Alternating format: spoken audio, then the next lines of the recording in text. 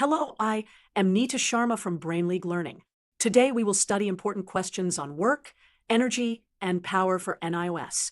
We will understand the concepts and solve key numerical problems step by step. First, work. Work is done when a force makes an object move.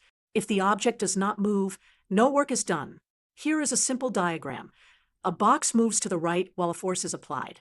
The formula is work equals force times displacement times cosine of theta. Next, energy.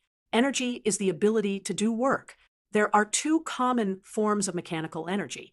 Kinetic energy is the energy of motion. Potential energy is the stored energy due to height. Now, power. Power is the rate of doing work. If you do more work in less time, you have more power. The formula is power equals work divided by time. Important conceptual questions. 1. Can work be negative? Yes, when force is opposite to motion, like friction. 2. State the law of conservation of energy. Energy cannot be created or destroyed. 3. Define 1 watt. 1 joule of work in 1 second is 1 watt. For 1 kilowatt hour equals 3.6 times 10 to the 6 joules. Problem 1. A 2 kilogram ball is dropped from a height of 10 meters. Find the potential energy at the start. Use G as 9.8 meters per second squared.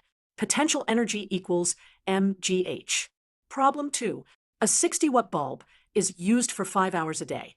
Energy equals power times time. We must express the answer in kilowatt hours.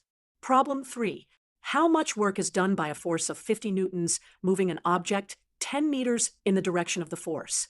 Here the angle is 0 degrees. So cosine theta is 1. Work equals force times displacement. Great job! We covered work, energy, and power and solved 3 important NIOS exam problems. Keep practicing and see you in the next lesson.